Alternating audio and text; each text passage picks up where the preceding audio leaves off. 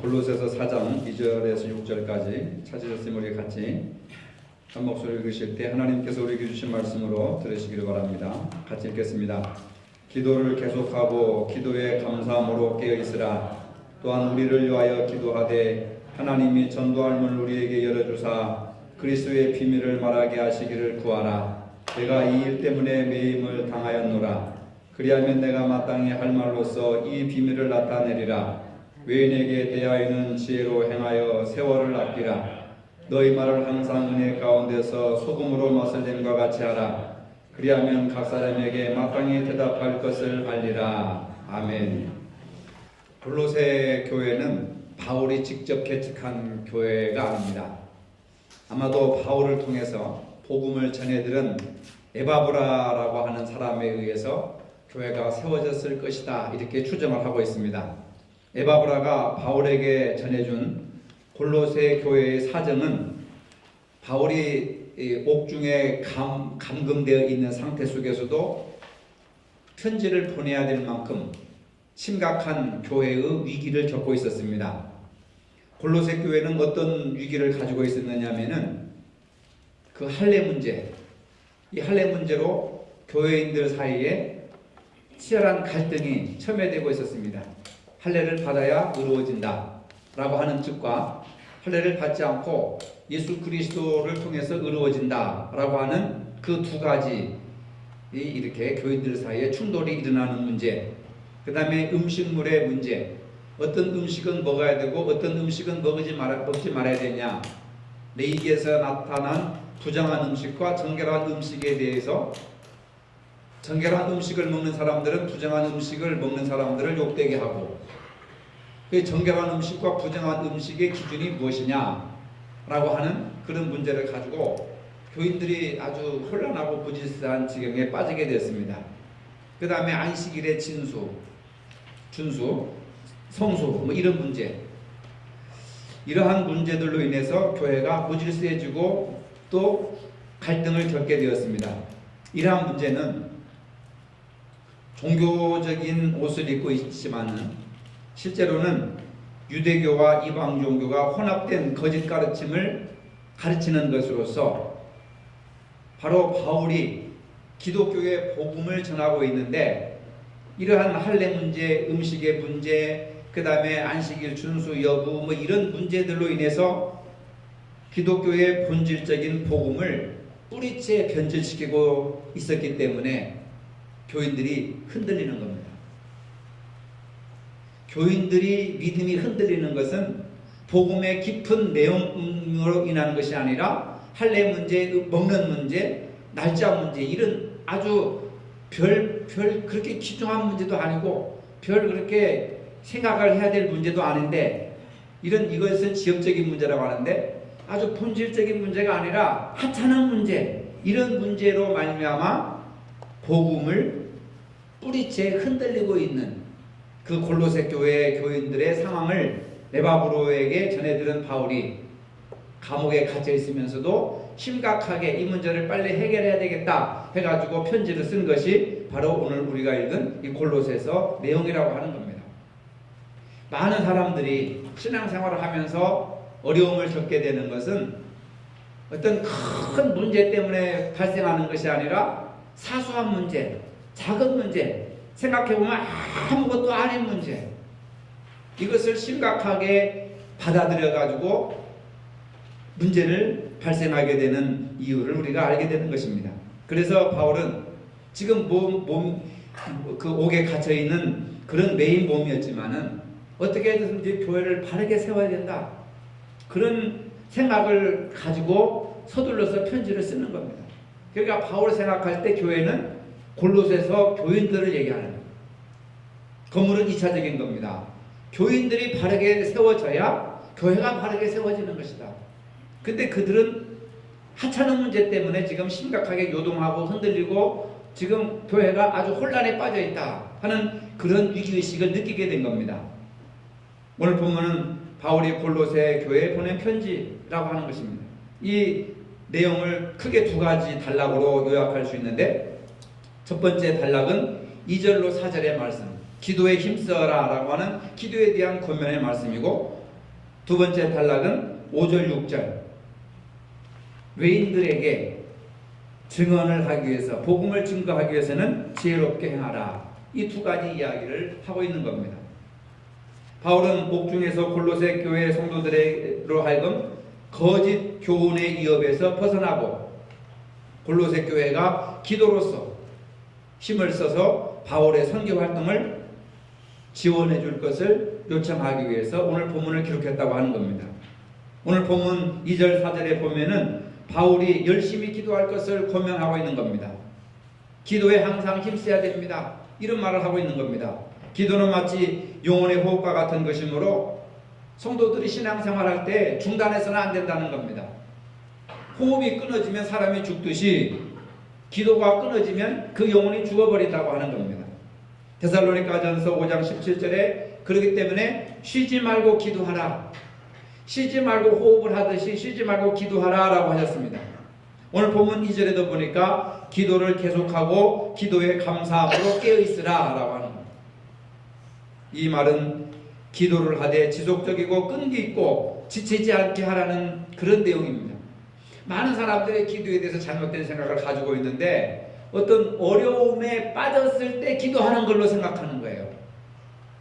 여러분도 그렇게 생각하시죠? 기도는 어려움이 있을 때 기도하는 것이 아니라 쉬지 말고 기도하라. 따라합시다. 쉬지 말고 기도하라. 쉬지 말고 기도하라. 여러분들이 하나님께서 여러분들을 기도하게 하려고 쉬지 않고 맨날 환난과 역경과 풍랑을 주시는 거예요. 기도를 안 하니까. 편안할 때 기도를 안 하시니까 한국 사람들은 어려움에 빠지면 기도하더라 해가지고 어려움을 주시는 거예요. 기도하라고. 근데 그걸 깨닫지 못하는 거라 사람들이. 믿는 자의 가장 중요한 의무는 항상 기도에 힘쓰라고 하는 것입니다. 그런데 기도해야 되는데 주의사항이 있습니다. 외식하는 자, 위선자들처럼 사람들에게 보이려고 기도하지 말아라. 외식하는 자들은 회당과 큰 거리 어귀에 서서 기도하기를 좋아합니다. 그들은 기도를 통해서 자신의 경건한 모습을 사람들에게 보여주고 싶기 때문에 나는 이렇게 경건한 사람이다 하고 사람들 앞에서 또한 보는 데 앞에서 기도를 열심히 합니다. 근데 예수님께서는 뭐라고 말씀하십니까? 골방에 들어가 문을 닫고 은밀한 중에 보시는 내 아버지께 기도하라. 이방인들처럼 기도하지 말라고 하십니다. 이방인들은 자기들이 숭배하는 바알과 아세라 신의 선지자들의 규례를 따라서 피가 나도록 몸을 칼과 창으로 바늘로 송곳으로 찔러가면서 큰 소리로 기도를 합니다. 그들의 기도는 정성과 희생을 드리면 자신들의 신을 감동시킨다고 하는 그런 생각을 가지고 자신의 몸을 학대해 가면서 그렇게 기도를 하는 이방인들의 기도가 바로 그런 풍습이라고 하는 겁니다. 예수님은 이방인들이 기도할 때처럼 말을 많이 하지 말고 중언부언하지 말아라 그렇게 말씀을 하십니다. 말을 많이 하여야 기도를 들어주실 것이라고 생각하기 때문에 예수님은 우리들이 기도하기 전에 하나님 아버지께서 무엇이 필요한지 이미 알고 계신다. 그러니까 말을 많이 할 필요가 없다. 쓸데없는 말을 많이 하지 말아라 그런 말입니다. 그렇기 때문에 기도의 본질은 예수님이 가르쳐 주신 주기도문에 잘 나타나 있습니다. 하늘에 계신 우리 아버지여. 이 한마디 속에 기도가 다 들어있는 거예요. 하나님은 우리의 아버지가 되시고 우리는 그의 자녀가 됨으로써 그의 이름으로 기도하라고 하는 겁니다. 전능하신 하나님의 이름으로 기도하는 거예요. 그분이 나의 아버지가 되시고 나는 그분의 자녀가 되는 아버지와 자녀와의 관계 속에서 하나님의 이름을 부르는 것이 기도라고 하는 것을 믿으시기를 바랍니다. 하나님 아버지는 전지전능하시기 때문에 모든 것을 혼자 하실 수 있습니다. 그러나 하나님께서 원하시는 것은 하나님이 독단적으로 일을 하시는 것이 아니라 그의 자녀들과 함께 일하시기를 원하신다고 하는 거예요. 하나님은 그의 자녀들이 찾아와서 하나님 앞에 대화하고 하나님 앞에 손 벌리고 하나님 앞에 무릎 꿇고 하나님 앞에 눈물을 흘리고 하나님 앞에 진실하게 도움을 요청해 주시기를 하나님이 원하신다 그 말이에요. 그것을 하나님이 기뻐하신다는 겁니다. 하나님은 자녀들과 친밀한 관계를 가지고 그들과 함께 먹고 나누며 일하시기를 원하신다고 하는 거예요. 여러분들도 마찬가지잖아요. 자식이 학교에 갔다 어디 외출 갔다 오면은 그냥 사사건건 다 이야기해 주기를 바라잖아요. 그렇죠? 그런데 자식이 바깥에 나왔다 학교 갔다 아무 말도 안 하면은 그 굉장히 서운한 겁니다, 여러분. 하나님이 전지전능하셔서 모든 것을 다 하실 수 있으시지만 우리가 하나님 앞에 나와서 하나님 앞에 모든 것을 다 솔직하게 아뢰고 애교 떨고 그 다음에 대화하고 관계 맺고 그러기를 하나님이 원하시고 그것을 하나님이 기뻐하시기 때문에 하나님이 우리에게 기도하기를 원하신다고 하는 겁니다. 그렇기 때문에 기도는 우리의 마음을 하나님 앞에 드리는 거예요. 예수님은 기도할 때 골방에 가서 은밀한 중에 보시는 아버지께 기도하라고 말씀하셨습니다. 이 말씀은 우리 자신의 은밀하고 비밀스러운 부분까지도 기도를 통해서 하나님께 아뢰라고 하는 거예요. 여러분 속상하고 상처받고 막 화가 날 때 누구한테 말합니까? 친한 친구가 있으면 친구에게 말을 해서 다 풀어놓지만 남편에게 말할 수 없고 자식들에게 말할 수 없고 또 친구들에게도 말할 수 없는 은밀한 그런 아픔의 어떤 내면의 세계가 있지 않습니까? 그럴 때 여러분들 어떻게 하십니까? 그걸 그냥 묵혀두고 쌓아두고 풀지 않으면 스트레스가 돼가지고 나중에는 병이 되어버리는 거죠. 그런데 사람을 믿을 수 있어야 사람에게 마음을 열어놓고 얘기를 하죠. 그럴 때 어떻게 합니까? 답답하잖아요. 그럴 때 은밀하고 비밀스러운 부분까지도 하나님 앞에 기도로 아뢰라. 바로 그런 걸 얘기하는 거예요. 근데 현대인들은 기도하는 시간이 없고 하나님 앞에 그런 영적인 관계가 없기 때문에 사람들을 찾아가고 상담소로 찾아가고 전문가들을 찾아가지만 해답을 찾지 못하고 답답한 것을 여전히 가지고 살아가는 사람들이 얼마나 많은지 모릅니다. 때로는 여러분들이 답답하고 슬프고 상처받은 그 마음까지도 하나님 앞에 드리라고 하는 거예요. 하나님은 우리들의 마음을 받으시고 그 마음에 성령을 채워주신다고 약속하셨습니다. 너희가 악할지라도 좋은 것을 자식에게 줄 줄 알거든 하물며 너희 하늘 아버지께 구하는 자에게 성령을 주시지 않겠느냐. 하나님께 아뢰고 기도하고 우리 마음 중심을 다 드리면 하나님께서 우리에게 성령을 선물로 주시겠다. 히스기야 왕이 병들어 죽게 되었을 때 이사야 선지자로부터 너는 집을 정리하라. 내가 죽고 살지 못하리라. 청천벽력과 같은 사형 선고를 받았습니다. 그러나 히스기야는 눈물을 흘리며 하나님 앞에 나가서 자신을 살려달라고 애원을 합니다. 얼마나 연약한 인간의 모습입니까? 무소불위의 왕권을 가지고 왕인데도 자신이 죽는 문제는 왕의 힘을 가지고 할 수가 없는 거예요. 그러니까 생사복을 주관하시는 하나님 앞에 눈물을 흘리며 살려달라고 기도하는 겁니다.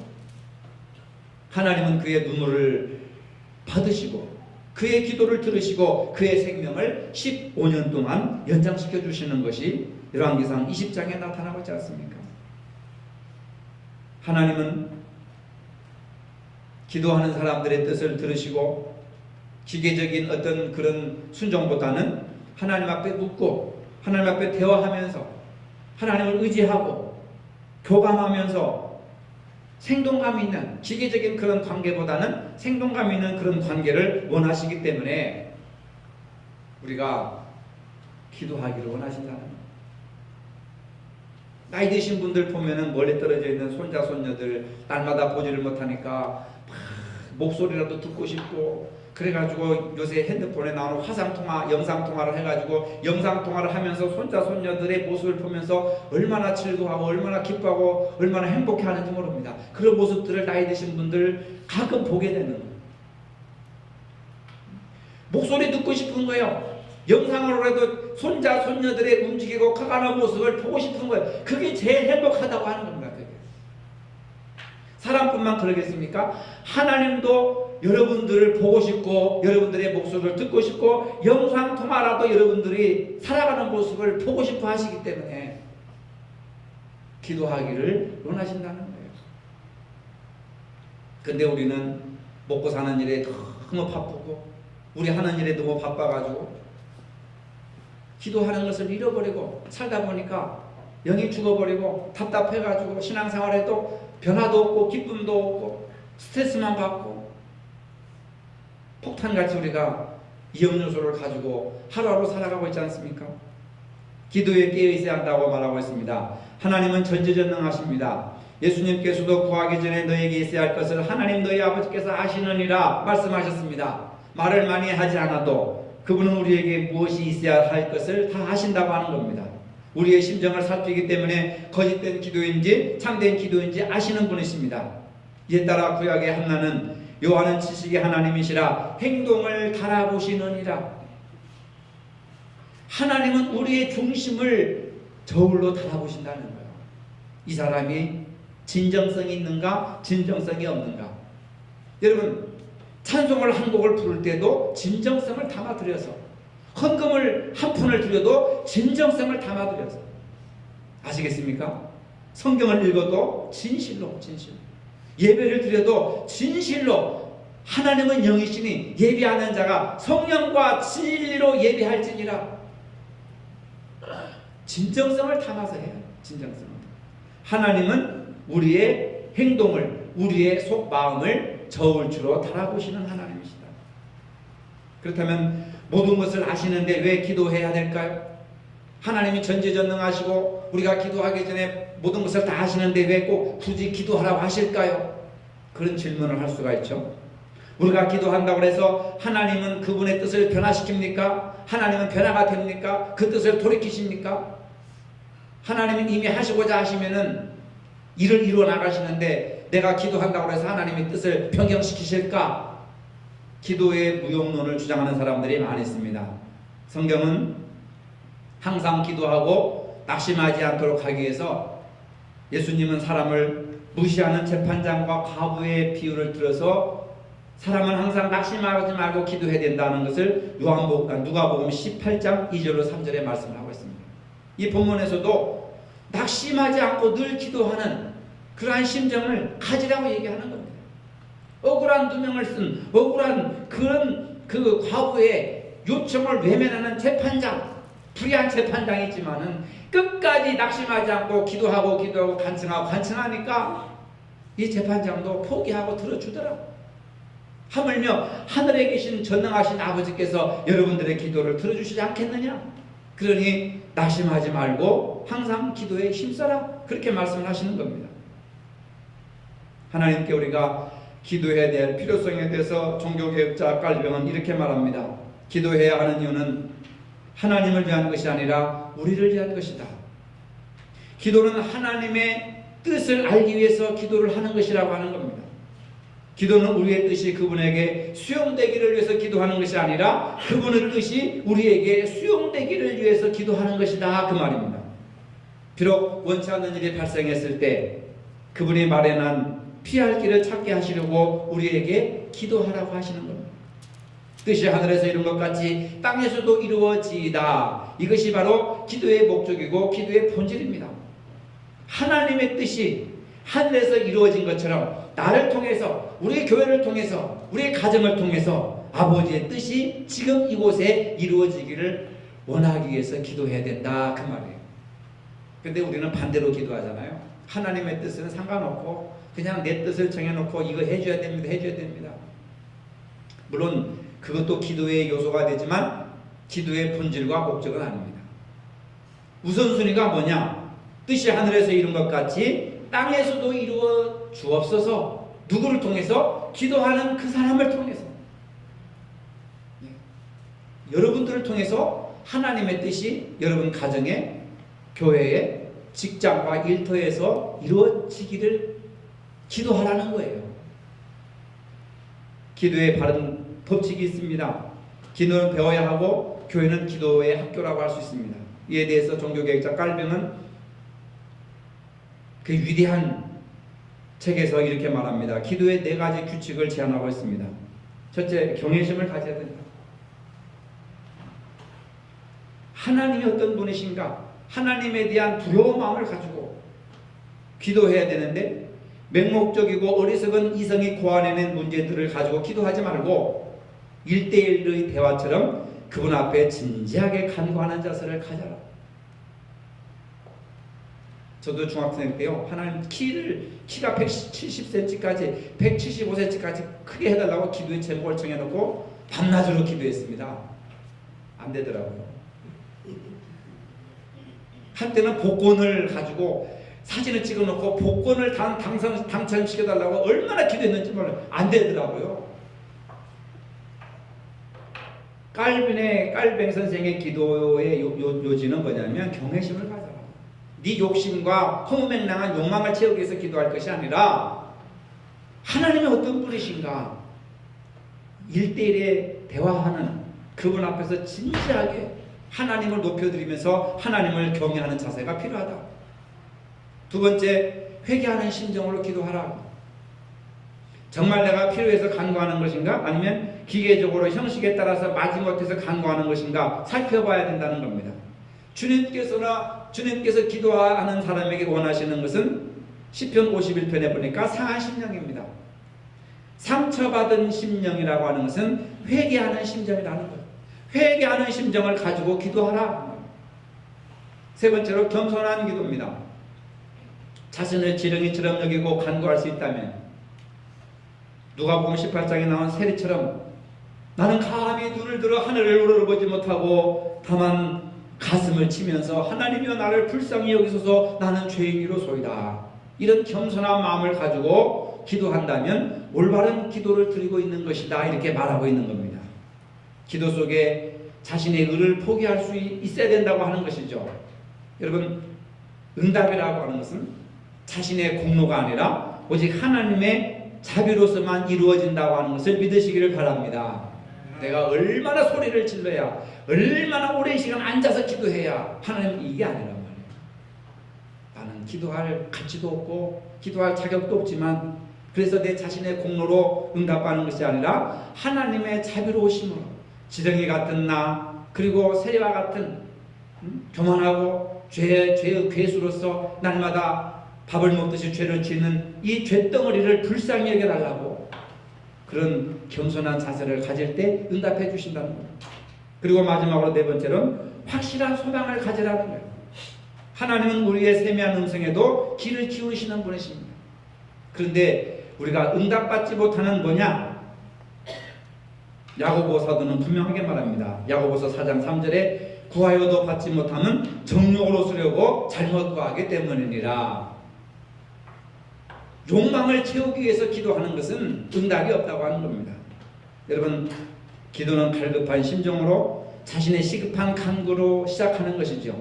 기도의 응답은 자신의 뜻이 이루어지는 것이 아니라 아버지의 뜻이 나를 통해서 내 안에서 내 기도를 통해서 이루어지도록 하는 것이 기도라고 하는 겁니다. 이것을 바로 응답받는 기도라고 하는 거예요. 그런데 우리는 내가 요구하는 것이 이루어졌을 때 응답이고 그것이 이루어지지 않았을 때는 응답을 못 받았다, 이렇게 판단을 해버리는 거예요. 그 다음에 감사함으로 기도하라는 겁니다. 기도의 생명은 감사라고 하는 겁니다. 이 세상에서 성인, 세인트라고 하죠. 거룩한 사람은 기도를 특별히 많이 하는 사람도 아닙니다. 금식을 아주 많이 하는 사람도 아닙니다. 구제를 아주 많이 하는 사람도 아닙니다. 절제를 잘하는 사람도 아닙니다. 의로운 생활을 하는 사람도 아닙니다. 이 시대의 거룩한 성인은 하나님 앞에 항상 감사할 줄 아는 사람입니다.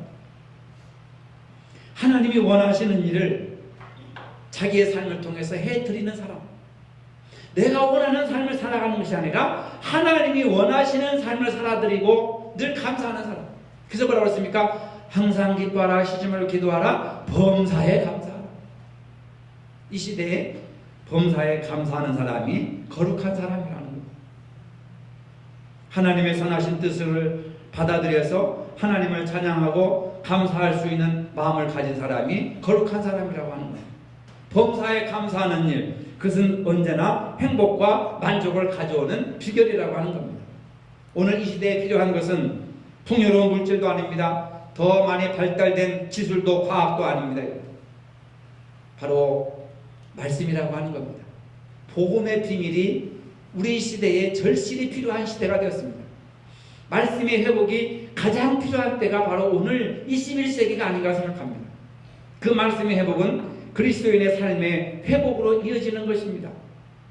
예수님이 누구이신지, 하나님을 어떻게 섬기는 것인지, 참된 신앙이라고 하는 것이 무엇인지, 믿음과 회개라고 하는 것이 무엇인지, 그것을 우리가 알고 세상에 대해서 그러한 것을 말해야 되는데, 그러한 것들이 기초가 안 되니까 이 부분에 대해서 우리가 무척 소극적으로 나가고 있는 거예요. 세상 사람들에게 우리가 예수님에 대해서, 하나님에 대해서, 성령님에 대해서, 교회에 대해서, 믿음에 대해서, 복음에 대해서 말을 못하는 거예요. 왜 말을 못합니까? 모르니까 말을 못하는 거예요. 바울은 이러한 사실을 통해 믿는 자의 생활 방식을 말하고 있습니다. 그게 5절과 6절입니다. 지혜롭게 행하라. 이제는 예수를 믿었으면 그것을 외인들에게 나가서 증언하는 삶을 살아야 되는데, 5절 6절 외인에게 대해서는 지혜로 행하여 세월을 아끼라. 너희 말을 항상 은혜 가운데 소금으로 맛을 낸과 같이 하라. 그리하면 각 사람에게 마땅히 대답할 것을 알게 하리라. 대답할 것을 알리라. 외인이라고 하는 것은 하나님을 모르는 무신론자들, 하나님 없이 살아가는 사람들을 가리키는 겁니다. 그들에게 지혜롭게 행하라, 세월을 아끼라라고 권면합니다. 이 말은 세상에 믿지 않는 자들 앞에서 선을 행하고 우리의 빛을 비출 수 있는 기회를 찾아야 된다고 하는 것입니다. 매사에 신중하게 행동하고 할 수 있는 대로 최선을 다해서 선행을 힘써 행하라. 이것이 바로 지혜롭게 행하는 것이다. 여러분, 선행을 많이 하시기 바랍니다. 특히 믿는 사람들이 선행을 더 많이 해야 되고, 믿는 사람들이 안 믿는 사람보다 더 인색하게 살면 누가 예수를 믿는다고 하겠습니까? 두 번째로 은혜 가운데 말하라고 했습니다. 믿지 않는 자들 사이에서 행할 때 자신의 말과 대화에 매우 조심해야 된다는 겁니다. 우리가 안 믿는 사람들 앞에서 하는 언어는 은혜 가운데 이루어져야 된다. 말을 어떻게 하라고요? 따라합시다. 은혜 가운데. 저는 이 본문을 안 믿는 사람들에게 바울은 하라고 그랬는데, 믿는 사람들에게나 안 믿는 사람들에게 동일하게 은혜 가운데 이루어져야 된다, 그렇게 생각합니다. 이 말은 은혜 가운데 말을 하라고 하는 것은 친밀하고 공손하며 품위 있게 말을 해야 된다. 소금으로 고르게 한 가지 해야 된다는 말을 하고 있습니다. 이것은 뭐냐? 부패하고 더러운 말을 하지 않도록 주의하라는 말입니다. 특히 안 믿는 사람 앞에서 언어 생활에 의하되 말을 할 때는 언제나 은혜스럽고 덕스러운 말을 해야 된다, 이 말이에요. 듣는 사람의 귀를 거슬리지 말고 호감을 주는 말을 하라고 하는 겁니다. 말에 대해서 아무리 설교를 하고 아무리 강조해도 지나치는 법이 없어요. 왜? 우리는 늘 말에 실수가 많습니다. 말에 허물이 너무 많은 거예요. 말을 해놓고 후회를 하게 되고, 말을 해놓고 또 그것을 덮기 위해서 또 거짓말을 하게 되고, 변명을 하게 되고, 남을 비판하게 되고 비난하게 되고, 그것이 계속해서 반복된 사이클로 우리를 사로잡고 있는 거라, 그 말입니다. 그래서 바울은 안 믿는 사람들에게 은혜 가운데 말을 해야 그 사람들이 은혜 가운데 하는 말을 듣고 복음을 믿게 된다, 그 말입니다. 그리스도인들의 훌륭한 언행은 은연중에 복음을 증거하는 계기가 되기 때문에 소금으로 고르게 함 같이 항상 그리스도의 말씀에 합당한 말을 행해야 된다. 그것이 바로 복음 증거라고 하는 겁니다. 바울은 골로새 교인들을 향해서 거짓 교훈에 휩쓸리지 말고 교원에서 마땅히 성도로서 본분을 다하기 위해서 기도에 힘쓰는 생활, 증언하는 삶을 힘쓰라고 두 가지를 권면하고 있습니다. 오늘 한국교회 안에도 거짓 이단과 예수님에 대한 잘못된 오해로 잘못된 신앙을 추종하는 사람들이 너무나도 많이 있습니다. 대표적인 예로 영은 선하고 물질은 악하다고 하는 영지주의적인 이원론적인 사고방식에 기초해가지고 예수님의 신성과 인성, 이 양성을 부정함으로써 예수님의 몸이, 예수님의 육이 십자가에 못 박혀 죽으심으로 모든 사람들을 구원한다고 하는 이 복음의 근본을 뿌리째 흔들리게 하고 있는 거예요. 어찌 영은 선하고 육은 악한 것이지. 근데 성경은 그 육이신 예수님이 십자가에 못 박혀 돌아가셔서 너희 몸을 구원하였다. 이 육은 부정하는 거예요. 한국교회에서. 여러분들 의식 속에서도 영은 선하고 육은 악하다, 영은 선하고 물질은 악하다, 이런 이원론적인 사고방식이 들어있는 거예요. 근데 그 악한 육이 어떻게 죽어서 우리를 구원할 수 있겠습니까? 그렇다면 골로새 교회 교인들이 이런 이단에 빠져 있는 거예요. 오늘 한국교회 교인들도 이런 이단에 빠져 있는 거예요. 그러니까 복음을 모르는 겁니다. 아니, 예수님이 십자가에 죽었는데 내가 어떻게 구원받아? 나는 죄도 없는데. 이런 잘못된 신앙을 가지고 있기 때문에 주님의 주권을 인정하지 않고 자기의 주권과 사람의 주권을 최고의 권력으로 생각한다는 말입니다. 이와는 반대로 물질을 너무나 또 신성시하여서 영적인 것을 무시하고 오로지 물질적인 것만 숭배하는 그런 사상이 한국교회 안에서도 또 있는 거예요. 그러니까 제가 판단할 때 한국교회는 안팎으로 어려움을 겪고 있는 겁니다. 물질을 부정하는 사람들이 있는가 하면 반대로 또 물질을 너무 숭상해가지고 영적인 부분들을 무시하는 사람들이 있어요. 이러한 두 부류가 한국교회 안에 가득 차 있다 이 말입니다.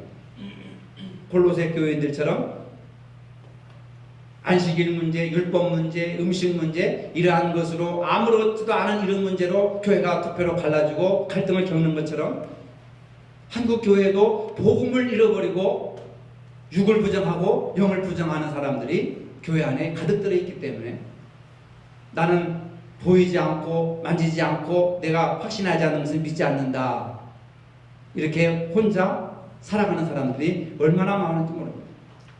이러한 실정을 바울이 개탄하면서 골로새 편지를 쓰는 거예요. 골로새서를 통해서 예수 그리스도는 하나님의 아들이십니다. 우리 예수 그리스도는 믿음의 대상이십니다. 구속자이십니다. 그리스도가 하나님의 형상이십니다. 창조주이십니다. 교회의 머리가 되십니다. 세상과 화평케 하는 분이십니다. 이런 설교를 하고 있고 이런 내용들을 골로새서를 통해서 다 하고 있는 거예요. 근데 우리는 여전히 그런 걸 모르고 살아가고 있습니다. 바울은 바로 이러한 상황에서 흔들리지 말고 복음의 본질을 지키기 위해서 기도에 힘쓰고 그 다음에 지혜롭고 은혜 가운데 말하는 성도들이 됨으로써 복음을 모르고 예수를 모르는 그 안 믿는 사람들에게 본이 되고 덕이 되는 삶을 살아라, 이렇게 이야기하신 것은 비단 골로새 교회만이 아니라 오늘 우리 한국교회에도 동일하게 주시는 하나님의 말씀인 줄로 믿으시기를 바랍니다. 거룩하신 하나님, 오늘 우리는 밖으로는 이단 사설과 안으로는 우리 자신의 믿음의 부족으로 골로새 교회처럼 교회로서의 사명을 감당하지 못하고 있습니다. 주여 저희들을 불쌍히 여겨주셔서 바울이 전한 복음을 깊이 깨닫고 기도에 힘쓰며 증언의 삶을 살기에 힘쓸 수 있는 복된 저희들이 되게 하여 주시옵소서. 예수님의 이름으로 기도합니다. 아멘. 이제는 우리 주 예수 그리스도의 은혜와 하나님 아버지의 무한하신 사랑과 성령의 교통하심이 기도의 의무와 증언의 의무에 힘쓰기를 다짐하는 사랑하는 성도들 머리 위에 이제로부터 영원토록 함께 하시기를 축원하옵나이다. 아멘.